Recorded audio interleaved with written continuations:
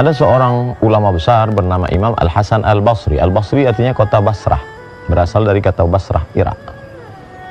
Beliau bercerita tentang seorang perempuan, pezina, jahat, nakal.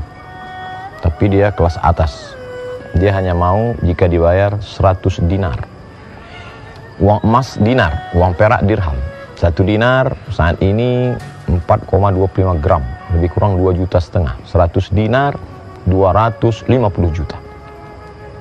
Karena dia memang seorang perempuan yang luar biasa. Melihat kecantikannya, ada seorang ahli ibadah yang terpukau, berbisik dalam telinganya pagi, petang, dan siang dan malam. Oh, alangkah indahnya, betapa indahnya, alangkah indahnya bila bisa bersama dengan perempuan yang cantik ini. Maka ahli ibadah ini pun mencari, pergi pagi, pulang petang, siang, malam untuk menghasilkan uang, dan dia memperoleh 100 dinar. Maka dia nekat mendatangi perempuan itu dan memberikan ini 100 dinar. Ketika perbuatan itu akan dilakukan, tiba-tiba saja laki-laki ahli ibadah itu merasakan dalam hatinya rasa takut kepada Allah Subhanahu wa ta'ala. Sehingga dia pun segera berkata, wahai perempuan, ambillah uang 100 dinar ini. Aku tidak jadi melakukannya. Perempuan itu terkejut. Dan dia katakan, oh, tidak bisa begitu. Ambillah uang 100 dinar. Tidak. Kamu tidak boleh keluar. Lalu kemudian apa yang terjadi? Laki-laki ahli ibadah itu berkata,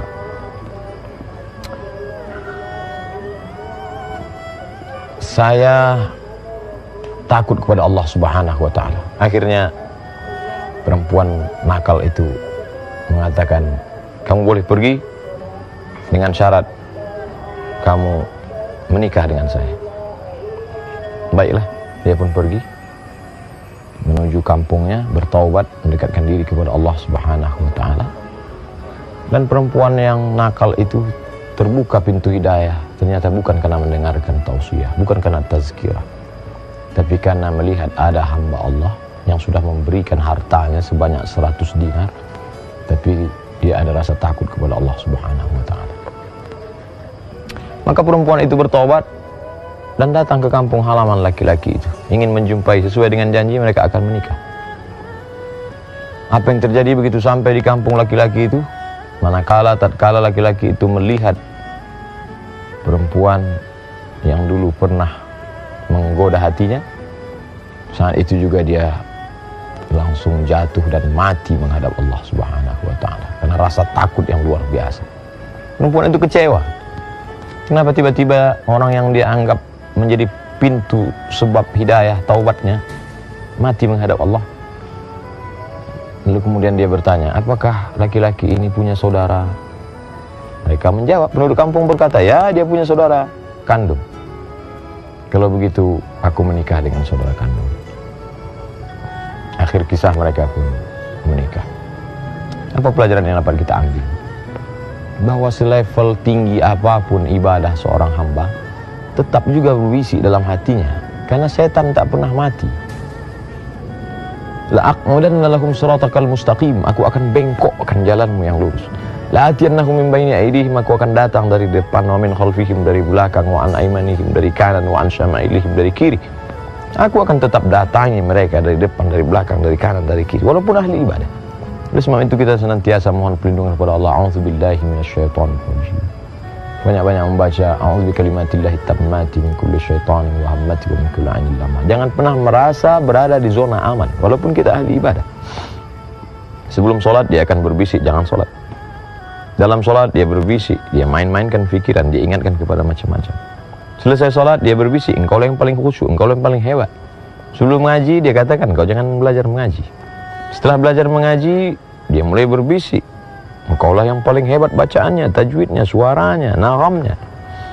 Talbis iblis senantiasa datang. Ini yang mengganggu isi kepala. Alladzi waswisu, berbisik-bisik fi sudurin nas minal jinnati wan nas. Ternyata begitu bersemangatnya orang mencari harta pagi, petang, siang dan malam. Tujuan target yang ingin dicapai bukan berinfak, bukan bersedekah, tapi ingin melakukan perbuatan dosa. terpukau melihat kecantikan seorang perempuan yang luar biasa. Tapi di situ pula lah makna ibadah. Inna salata, sesungguhnya salat, tanha, mencegah anil fahsya, dari perbuatan keji, wal munkar. Betapa zikirmu, bacaan Qur'anmu, ibadahmu menjaga dirimu. Apa ini? Buktinya saya salat, buktinya saya puasa, buktinya saya zikir. Pikiran saya tetap ada saatnya dia akan menjadi benteng. Lihatlah bagaimana yang dilakukan laki-laki ini. Saat akan terjadi perbuatan itu, datang rasa takutnya kepada Allah Subhanahu wa taala. Takut itulah yang menjadi benteng, menjadi dinding antara kita dengan perbuatan maksiat. Pelajaran yang ketiga, bahwa ada orang yang taubat karena mendengar khutbah, ada orang yang taubat karena mendengar ceramah. Tapi apa yang terjadi pada perempuan ini? Dia taubat justru karena melihat ada rasa takut dari seorang hamba Allah Subhanahu wa taala. Ketakutan seorang hamba ahli ibadah itu yang membuat dia bertaubat. Tapi ternyata rasa takut itu membuat dia mati, dan mati dalam ketakutan. Tapi bukan karena takut miskin, bukan takut melarat, tapi karena takut kepada Allah Subhanahu wa taala. Dan akhirnya perempuan yang bertaubat itu dipertemukan Allah dengan orang yang baik, dengan saudara orang baik. Begitulah Allah memberikan jalan kebaikan. Bahwa di awal hidup kita pernah salah, pernah berdosa, pernah silap, pernah khilaf, pernah melakukan perbuatan maksiat. Siapa yang tak pernah bersalah? Siapa yang tak pernah berdosa? Hikmah yang dapat kita ambil, bila awal dulu pernah hitam, legam, buruk, jangan sampai pada akhirnya tetap dalam keadaan berdosa. Mari kita perbaiki diri, mudah-mudahan kita selalu dalam bimbingan Allah Subhanahu wa taala. Terima kasih. Assalamualaikum warahmatullahi wabarakatuh.